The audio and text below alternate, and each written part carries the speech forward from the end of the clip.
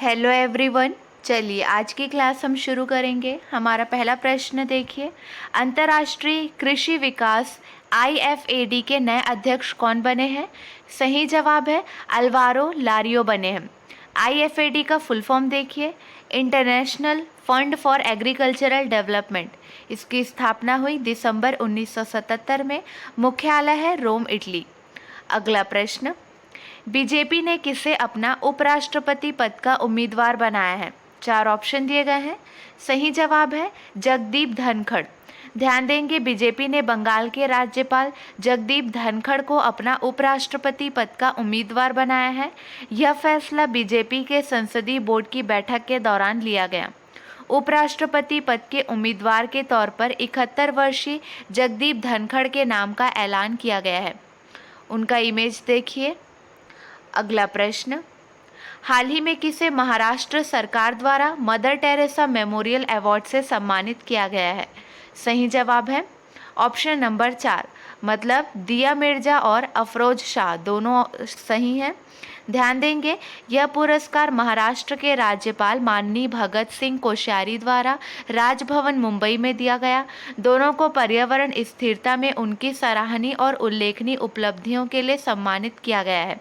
Harmony foundation सामाजिक न्याय के लिए मदर टेरेसा मेमोरियल अवार्ड की मेजबानी करता है। इमेज देखिए।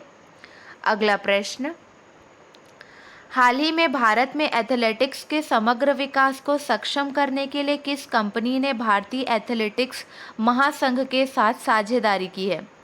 सही जवाब है option number 2, Reliance industries limited.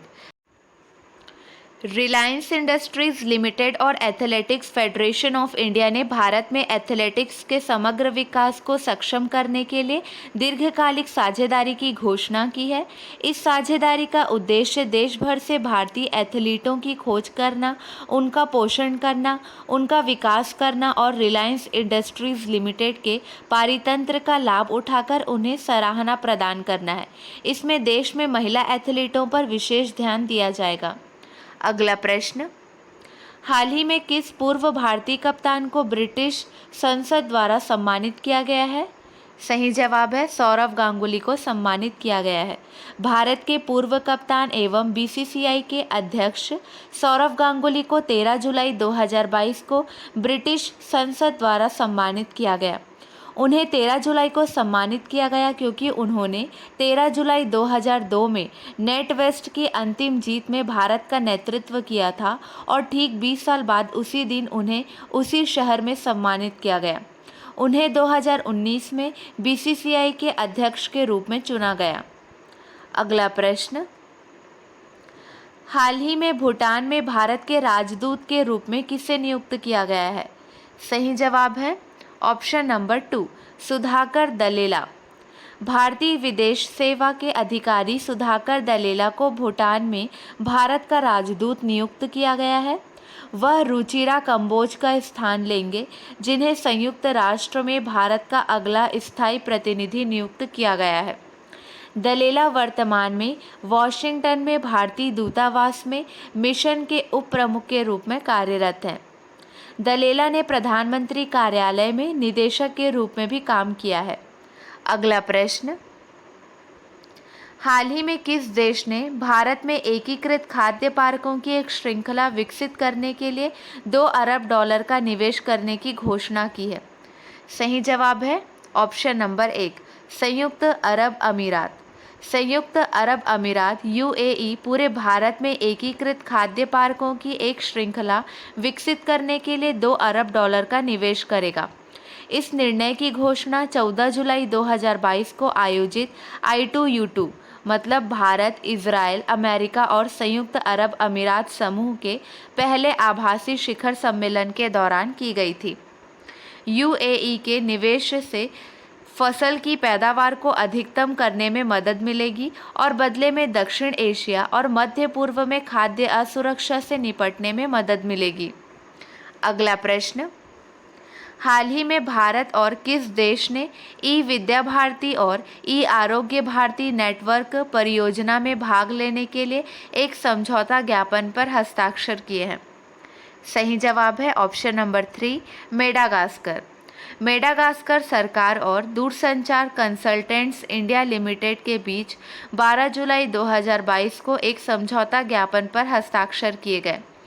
ई विद्या भारती और ई आरोग्य भारती नेटवर्क परियोजना में मेडागास्कर की भागीदारी के लिए इसे हस्ताक्षरित किया गया था। इस समझौते के तहत मेडागास्कर के नागरिकों को विभिन्न ऑनलाइन डिग्री या डिप्लोमा पाठ्यक्रम ई विद्या भारती और ई आरोग्य भारती परियोजना के माध्यम से निःशुल्क प्रदान किए जाएंगे। अगला प्रश्न, हाल ही में किस भारतीय क्रिकेटर ने आईसीसी ओडीआई गेंदबाज रैंकिंग में शीर्ष स्थान हासिल किया है? सही जवाब है जसप्रीत बुमराह। भारत के तेज गेंदबाज जसप्रीत बुमराह ने आईसीसी ओडीआई गेंदबाज रैंकिंग 2022 में पहला स्थान हासिल किया है। उन्होंने 12 जुलाई 2022 को ओवर क्रिकेट मैदान पर पहले वनडे में इंग्लैंड के खिलाफ 19 रन देकर 6 विकेट के शानदार प्रदर्शन के बाद यह उपलब्धि हासिल की।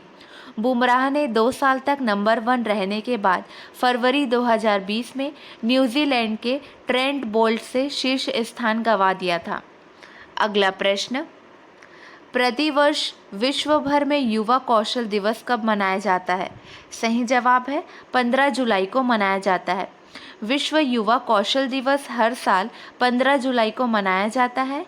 इस दिन का एकमात्र उद्देश्य दुनिया भर के युवाओं को आवश्यक कौशल प्रदान करना है ताकि वे रोजगार प्राप्त कर सकें। विश्व युवा कौशल दिवस 2022 की theme transforming youth skills for the future है। दिसंबर 2014 में संयुक्त राष्ट्र महासभा ने 15 जुलाई को विश्व युवा कौशल दिवस के रूप में घोषित करने का एक प्रस्ताव अपनाया। अगला प्रश्न, हाल ही में वाणिज्य और उद्योग मंत्रालय के अनुसार भारत की थोक मूल्य आधारित मुद्रास्फीति में सालाना आधार पर कितने प्रतिशत की कमी आई है, जो मई 2022 में 15.88% थी? सही जवाब है ऑप्शन नंबर 3 15.18%। वाणिज्य और उद्योग मंत्रालय के अनुसार भारत की थोक मूल्य आधारित मुद्रास्फीति जून 2022 में सालाना आधार पर 15.18% तक कम हो गई, जो मई में 15.88% थी। ईंधन और बिजली खंड के लिए WPI संख्या जून में मामूली रूप से घटकर 40.38% हो गई, जो मई में 40.62% थी, क्योंकि तेल की कीमतों में कमी आई। जून के लिए खाद्य मुद्रास्फीति पिछले महीने के 10.89% के मुकाबले बढ़कर 12.41% हो गई। अगला प्रश्न, हाल ही में किस राज्य में मंकी पॉक्स का पहला मामला दर्ज किया गया है? सही जवाब है केरल। 14 जुलाई 2022 को भारत में मंकी पॉक्स के पहले मामले की पुष्टि हुई, जब UAE से केरल लौटे एक व्यक्ति में बीमारी के लक्षण विकसित हुए थे। उसके नमूने पुणे में नेशनल वायरोलॉजी इंस्टीट्यूट भेजे गए, जिसमें 14 जुलाई की शाम तक बीमारी की पुष्टि हुई। मंकी पॉक्स एक वायरल जूनोटिक बीमारी है जिसमें चेचक के समान लक्षण होते हैं। यह पहली बार 1958 में बंदरों में पाया गया था। अगला प्रश्न, अडानी पोर्ट्स ने किस देश के सबसे बड़े बंदरगाहों में से एक हाइफा पोर्ट को खरीदने की बोली जीत ली है? सही जवाब है इजराइल। अडानी पोर्ट्स ने इजराइल देश के सबसे बड़े बंदरगाहों में से एक हाइफा पोर्ट को खरीदने की बोली जीत ली है। अगला प्रश्न, विश्व चैंपियनशिप में लॉन्ग जंप के फाइनल में पहुंचने वाले पहले भारतीय कौन बने हैं? सही जवाब है मुरली श्रीशंकर बने हैं। लॉन्ग जंपर मुरली श्रीशंकर ने वर्ल्ड एथलेटिक्स चैंपियनशिप के इतिहास में लॉन्ग जंप फाइनल के लिए क्वालिफाई करने वाले पहले भारतीय खिलाड़ी बनकर इतिहास रच दिया है। ये 23 वर्ष के हैं। उनका इमेज देखिए। चलिए आज के लिए बस इतना ही। अगले वीडियो में मिलेंगे नए प्रश्नों के साथ। Keep watching and keep learning.